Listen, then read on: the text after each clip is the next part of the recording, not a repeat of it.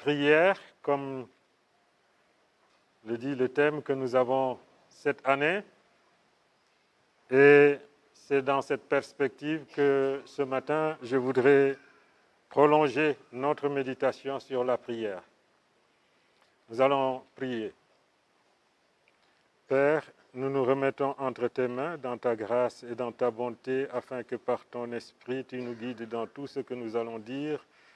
Tu ouvres nos oreilles, nos pensées, captées par toi, Seigneur, pour que nous soyons concentrés ici et que nous soyons édifiés pour que cette prière, Seigneur, à laquelle tu nous appelles, dans une plus grande compréhension de cette prière, nous puissions être plus efficaces pour l'avancement de ton œuvre et la gloire de ton nom en Jésus-Christ. Amen, Père. Régner par la prière.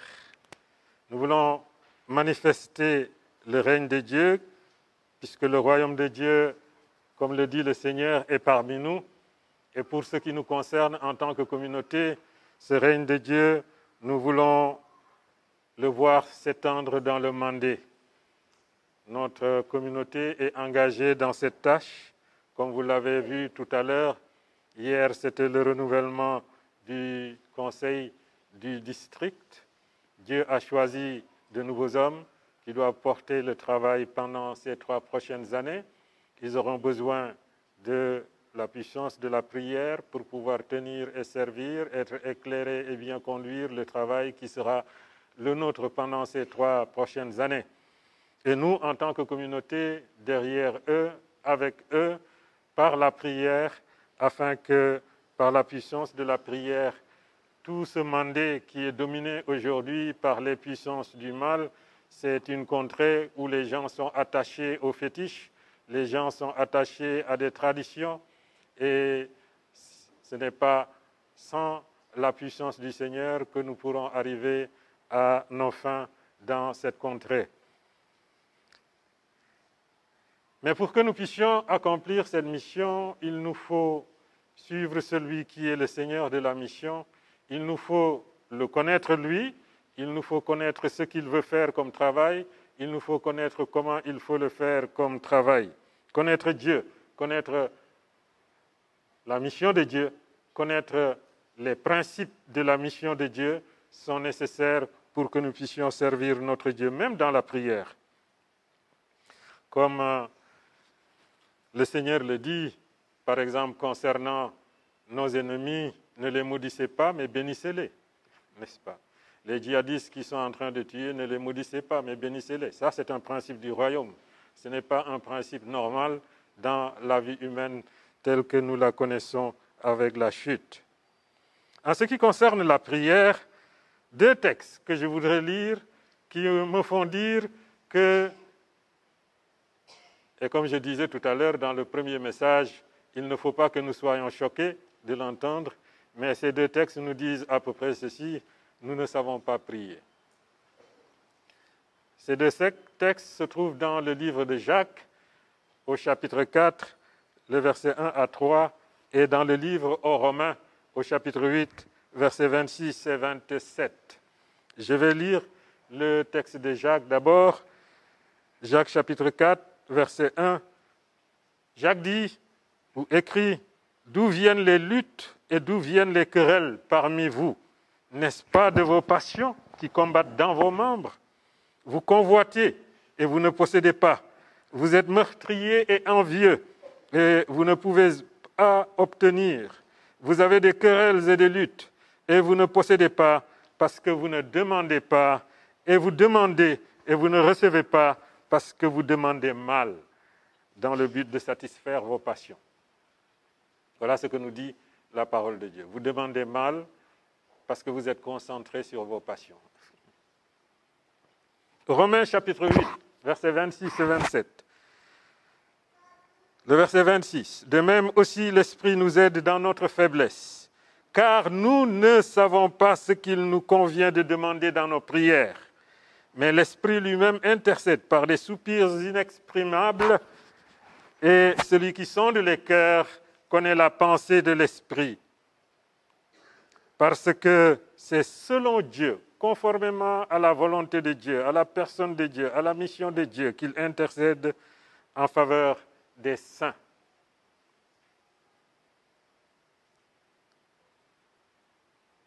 Ceci, probablement les disciples de Jésus l'avaient compris. C'est pourquoi un jour, comme le dit Luc chapitre 11, verset 1, ils sont allés au Seigneur et lui ont demandé, « Seigneur, enseigne-nous à prier. » Ceux qui ont dit ça étaient des Juifs qui étaient habitués à la prière, comme nous aussi. Ils allaient prier dans le temple.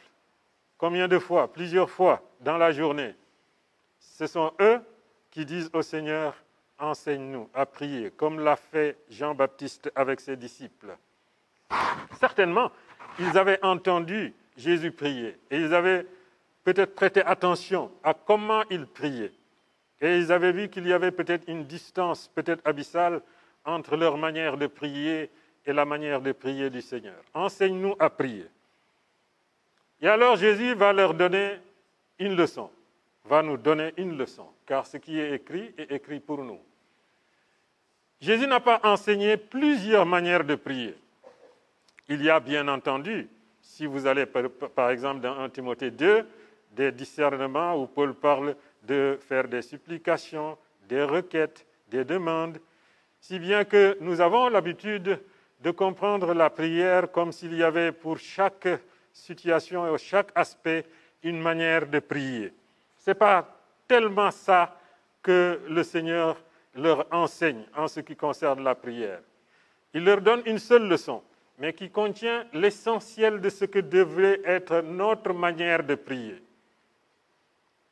Et cette leçon, nous la trouvons dans deux textes, dans l'Évangile de Luc, au chapitre 11, les versets 2, 3 et 4, mais aussi dans le texte de Matthieu que je lirai et qui est le texte le plus complet concernant cette leçon que Jésus a donnée à ses disciples. Nous l'avons récité tout à l'heure, avant que je ne commence mon message. Nous sommes habitués à répéter cette prière.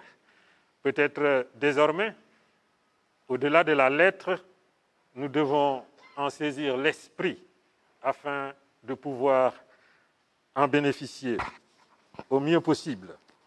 Matthieu chapitre 6, versets 9 à 13. Voici donc comment vous devez prier. Notre Père qui est aux cieux, que ton nom soit sanctifié, que ton règne vienne, que ta volonté soit faite sur la terre comme au ciel. Donne-nous aujourd'hui notre pain quotidien. Pardonne-nous nos offenses comme nous aussi nous pardonnons à ceux qui nous ont offensés. Ne nous induis pas en tentation, mais délivre-nous du malin, car c'est à toi qu'appartiennent dans tous les siècles le règne, la puissance et la gloire. Amen. Nous sommes habitués à réciter cette prière. Et je me demande, des fois moi-même, quand on récite cette prière, je vais tellement machinalement que finalement, des fois, je freine pour dire il faut quand même y mettre un peu. Mon Père qui est aux cieux, que ton nom soit sanctifié, que ton règne vienne, que ta volonté. Qu'est-ce que le Seigneur a voulu nous dire en enseignant cela aux disciples? Essayons de comprendre un peu cette leçon. Dans cette leçon, nous trouvons deux grandes parties. Les versets 9 et 10 nous enseignent quelque chose concernant Dieu, sont concentrés sur Dieu. Et le reste de la prière, avant la doxologie de la fin, n'est-ce pas, nous enseigne ce que nous connaissons déjà et qui est pour nous la conception de la prière. N'est-ce pas, nous sommes habitués lorsque nous prions à aller directement à nos besoins. Seigneur, je te remercie, tu es bon, tu es gentil. Maintenant, Seigneur, je te demande de me donner une bonne... Maintenant, Seigneur, je te demande de me donner ceci. C'est notre habitude, parce que c'est la religion qui fonctionne comme ça. Dans toutes les religions, à part la foi chrétienne, vous ne trouverez pas un modèle de prière comme ça. Parce que dans toutes les religions, la prière du croyant, de celui qui suit cette religion, en général, est concentrée sur sa personne. On va chez le marabout, c'est pour demander des choses qui nous concernent. Nous voulons du travail. Priez pour qu'on ait du travail. Prions. D'ailleurs, c'est normal. Le Seigneur ne dit pas, ne priez pas pour ça. Il met les choses en ordre, simplement. Puisque les 3 dernières demandes nous concernent. Donne-nous aujourd'hui notre pain quotidien. Pardonne-nous nos offenses comme nous pardonnons à ceux qui nous ont offensés. Ne nous induis pas en tentation. Ça nous concerne. Et le Seigneur n'est pas en train de dire aux disciples, vous ne devez pas prier pour vous. Nous devons prier pour que Covid-19 parte. Nous devons prier pour que le travail que les djihadistes ont commencé en 2012 prenne fin. Nous devons prier pour que, ainsi de suite, pour nos besoins personnels, nos besoins familiaux. Et nous le faisons. Ce n'est pas ce qui nous manque. Mais ce qui nous manque, peut-être, c'est la première partie de cette prière. Et dans cette première partie, nous trouvons 3 choses tout à fait nécessaires par rapport à mon introduction de tout à l'heure. Verset 9. Notre Père qui est aux cieux, que ton nom soit sanctifié. Quand vous priez, dit le Seigneur, sachez à qui vous priez. Vous adressez la prière. Connaissez-le pour pouvoir vous adresser à lui dans la foi qui se doit et pour les résultats que vous attendez. Regardez la fin de la prière, c'est une doxologie. Car c'est à toi qu'appartiennent. Pourquoi tout ceci est possible? Parce que tu es celui qui règne. Nous disons régner par la prière. C'est notre Dieu qui règne. Quoique dans un monde de péché et de transgression et de rébellion, nous ne voyons pas, comme le dit l'Épître aux Hébreux, qu'il règne encore. Il règne. Et c'est ce règne que nous voulons s'étendre sur le mandé. Mais il faut que ce règne s'étende d'abord sur nous. Dieu règne-t-il sur moi? Dieu règne-t-il sur mon cœur? Que ton règne vienne, dit la deuxième partie, connaître son dessein éternel. Le dessein éternel de Dieu, lorsqu'il nous a créés, c'est de nous conduire à l'image de son Fils. Si Adam et Ève n'avaient pas péché, s'il n'y avait pas le péché, ils auraient évolué pour atteindre la pleine stature du Fils de Dieu. Et le plan n'a pas changé. Dieu n'a pas 2 plans. C'est le seul. Et lorsque Adam et Ève ont péché, et que cherchant des solutions qui sont des solutions de feuilles, ils ont cherché des feuilles qui devaient sécher certainement avec le soleil, le Seigneur lui-même, dans son grand amour, comme le dit Éphésiens, est venu vers eux. Et il a versé du sang. Et il a recouvert leur honte. Dès lors, Dieu est dans une mission. Et il ne fait que ça, jusqu'à la fin. Voilà le travail de Dieu. Ça commence dans Genèse, chapitre 3, verset 21. Et ça continue. L'apôtre Pierre nous dit, dans le livre des Actes, au chapitre 3, verset 21, j'aime bien ces 3 versets que je cite, parce que 21, 21, si vous retenez, Genèse 3, 21, Acte 3, 21, dans Acte 3, 21, l'apôtre Paul, dans sa prédication, parle du rétablissement de toutes choses. Et quel sera le rétablissement de toutes choses? Apocalypse, chapitre 21, verset 4, le dit, lorsqu'il n'y aura plus ni pleurs, ni larmes, ni douleurs, et que la mort sera vaincue. Alors, nous reviendrons au rétablissement de toutes choses. Voilà ce à quoi Dieu travaille. Et quand il nous appelle à travailler au mandé, c'est dans cet objectif-là.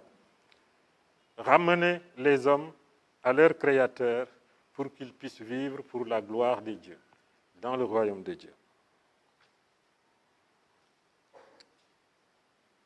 Le connaître, lui, et comment? Par sa parole. Et c'est pourquoi nous devons étudier la parole de Dieu. La parole de Dieu, l'étudier n'est pas un devoir religieux, c'est une nécessité spirituelle. Étudier la parole de Dieu n'est pas un devoir religieux, c'est une nécessité spirituelle. Je ne peux pas grandir dans la foi, je ne peux pas connaître Dieu si je ne connais pas sa parole. Mais plus encore, si je ne fais pas attention à ce que Dieu fait dans ma vie. Car le connaître, c'est le connaître tel qu'il se dit dans sa parole, mais c'est le connaître aussi tel qu'il agit dans nos vies. Si David a pu un jour défier Goliath, c'est parce que Dieu avait déjà agi dans sa vie. Mesurons-nous, comme le dit une de nos chansons, compte les bienfaits de Dieu.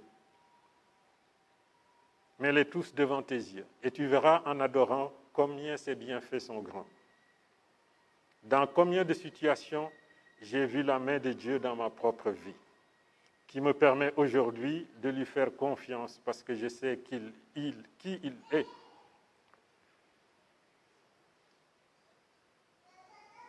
Nourrissez-vous de la parole de Dieu pour vous-même et pour votre progrès, pour votre édification, car c'est le plan de Dieu que nous croissions jusqu'à la stature parfaite du Seigneur.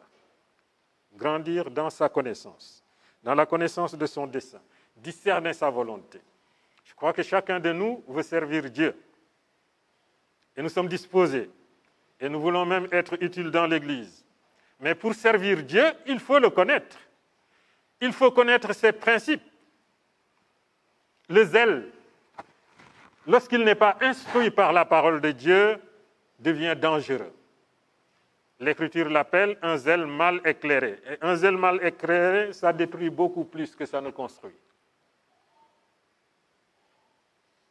Regardez les djihadistes qui sont en train d'égorger les gens.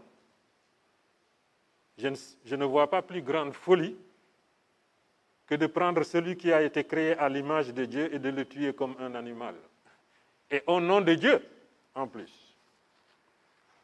Et même si nous, dans l'Église, nous n'allons pas jusque-là, dans notre service de Dieu, si nous ne connaissons pas les principes de Dieu, nous pouvons faire pour Dieu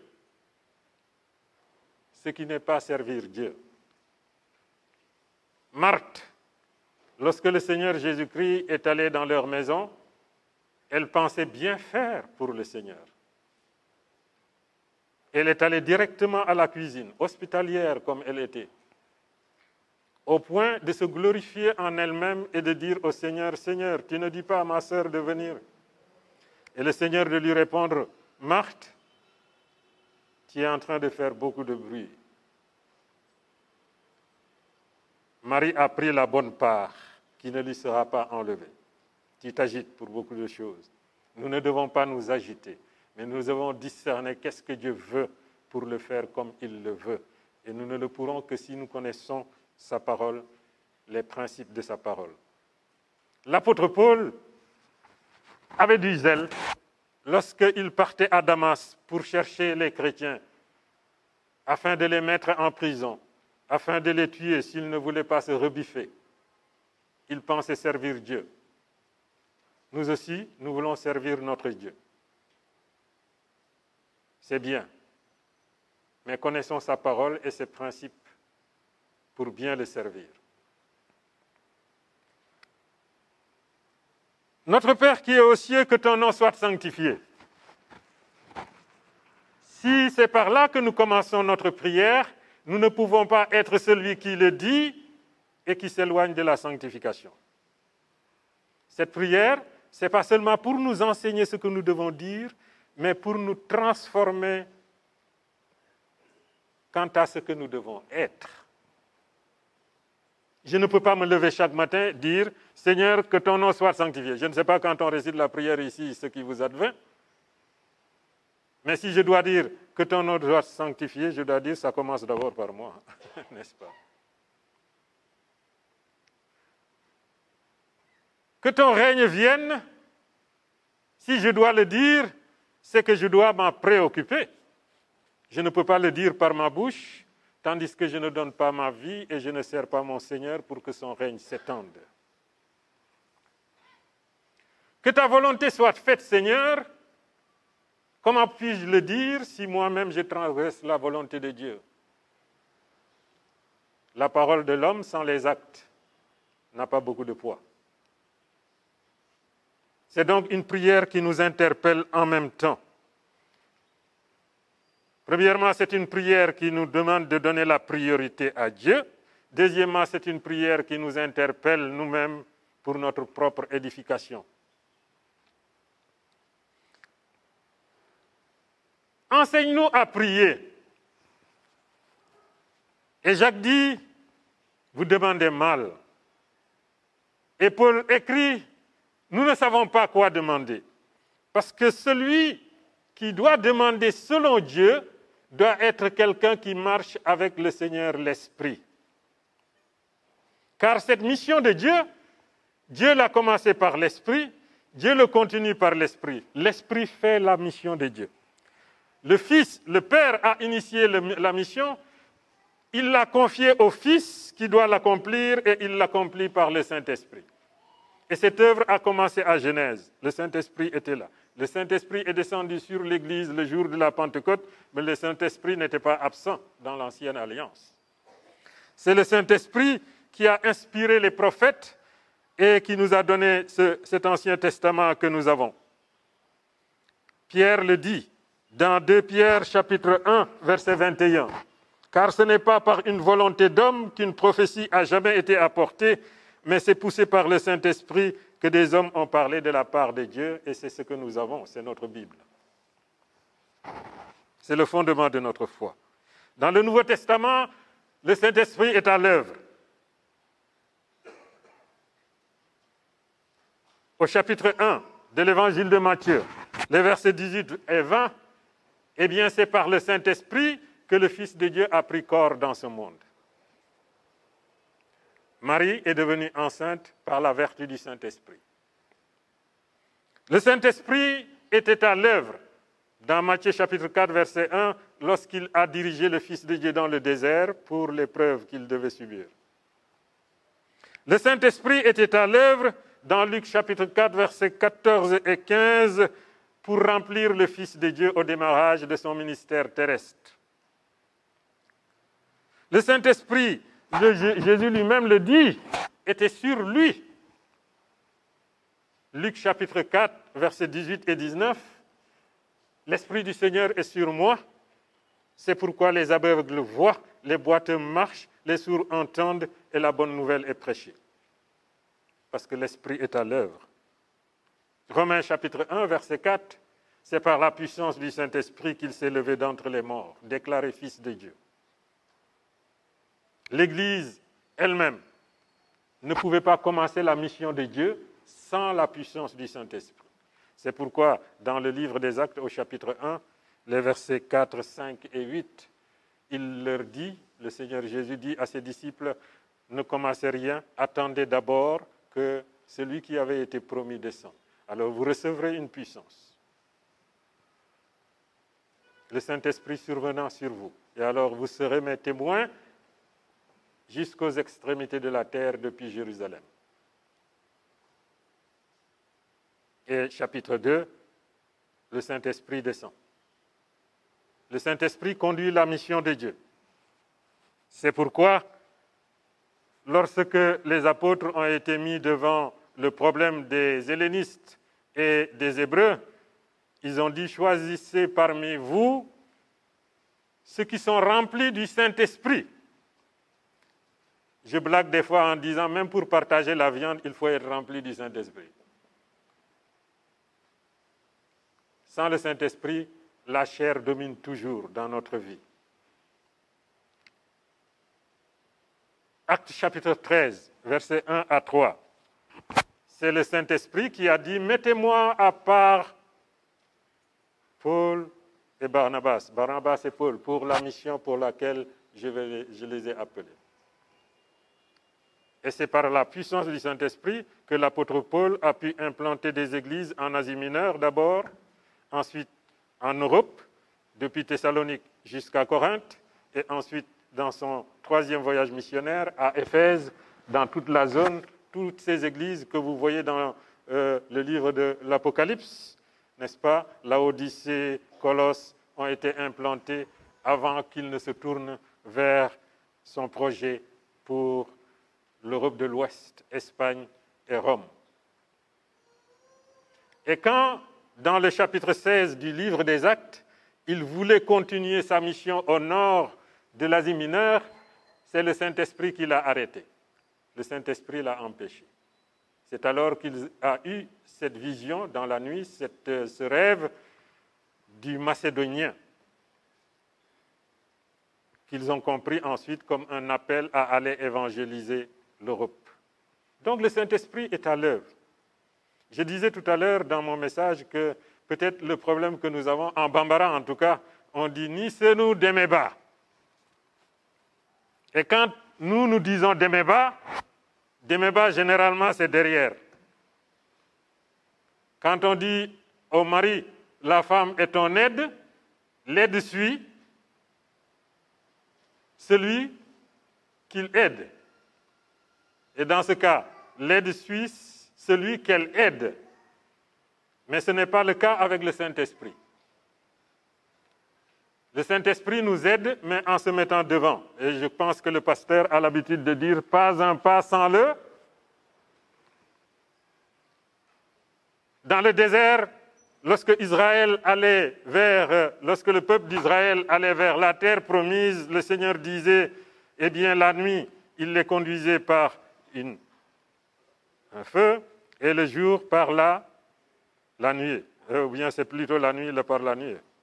Hein, oui, je ne sais pas. Eh bien, c'était pour leur dire simplement que c'est moi qui conduis la mission, et vous devez me suivre. Et si nous voulons suivre le Seigneur dans cette mission qu'il nous donne au mandé, si nous voulons prier conformément à la volonté de Dieu pour le mandé, nous devons être des hommes et des femmes qui marchent avec Dieu, qui écoutent Dieu, qui discernent la volonté de Dieu. Et ce ne sera pas seulement le cas des pasteurs et des responsables, ce sera le cas pour toute la communauté. Nous donnons pour que l'œuvre de Dieu avance. Mais nous devons prier, parce que c'est par la puissance de la prière que seront détruites toutes les forces qui aujourd'hui tiennent prisonniers et prisonnières les habitants du mandé. La puissance de la prière, mais d'une prière dans laquelle Dieu a la première place et nous suivons. C'est pourquoi je vous exhorte, dans vos prières de chaque jour, si vous le faites déjà, tant mieux, mais si vous n'avez pas l'habitude de le faire, de commencer d'abord de prier pour l'œuvre de Dieu, avant de placer tout ce qui nous concerne. C'est ça l'ordre que Dieu veut dans notre prière. Que ton règne vienne, que ta volonté soit faite. Je prie pour tes serviteurs qui sont aujourd'hui dans le mandé. Je prie pour que soient détruites toutes les forces qui s'opposent à l'Évangile. Lorsque nous avons fini de prier pour que l'œuvre de Dieu avance, nous pouvons ensuite prier pour nos propres besoins. La prière qui concentre tout sur nous, laissez ça aux autres religions. En tant que peuple de Dieu, la grande mission dans laquelle nous sommes engagés est la mission du rétablissement de toutes choses, de la rédemption du monde et de la venue du royaume. C'est pourquoi dans l'Écriture, il nous est demandé de hâter le retour du Seigneur. Épître de Pierre.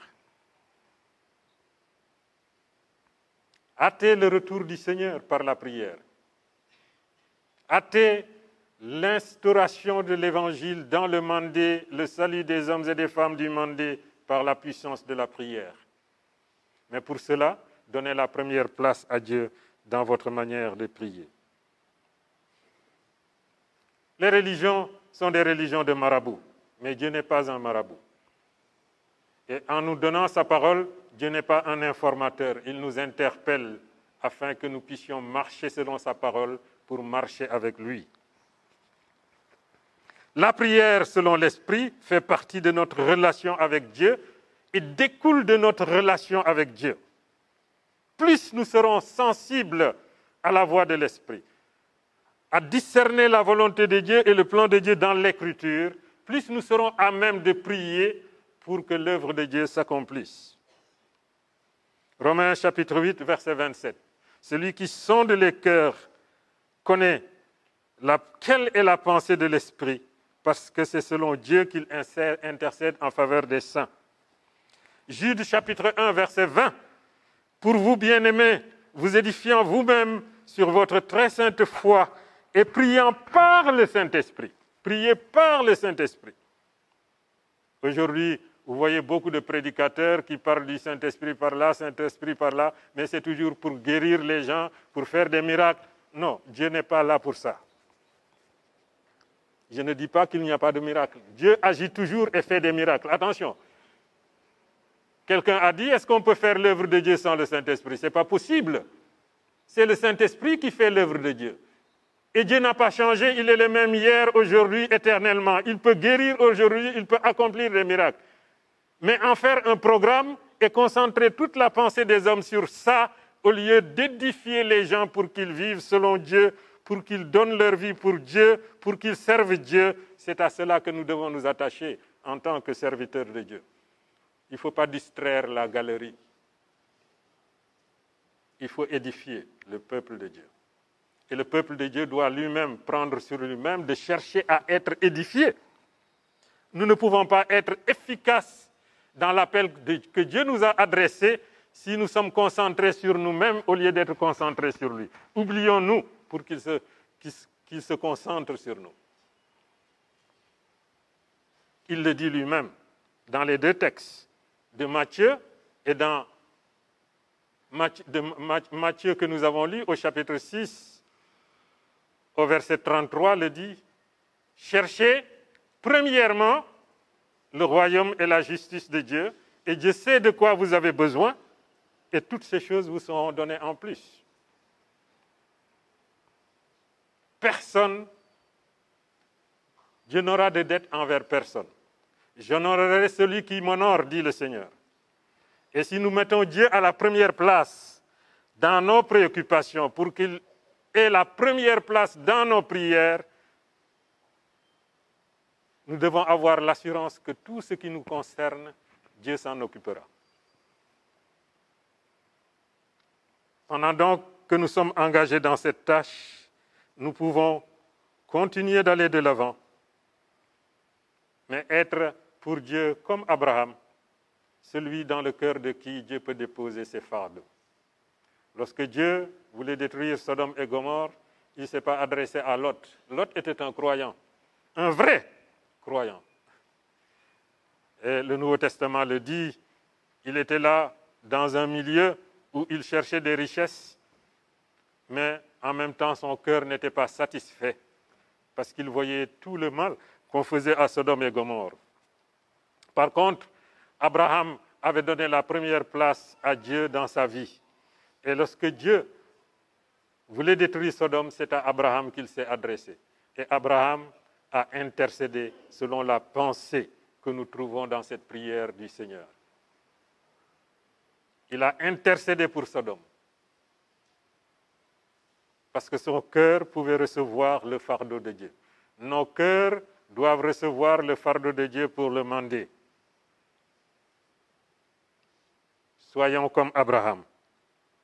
D'ailleurs, c'est notre Seigneur qui est notre exemple le plus fort. Lorsqu'il avait 12 ans et qu'il était à Jérusalem avec ses parents et que ceux-ci, après le pèlerinage, ont pris la route sans se rendre compte qu'il était avec eux, après un bout de chemin, s'en sont rendus compte et ils sont retournés pour le reprendre à Jérusalem. Ils l'ont trouvé au milieu des docteurs.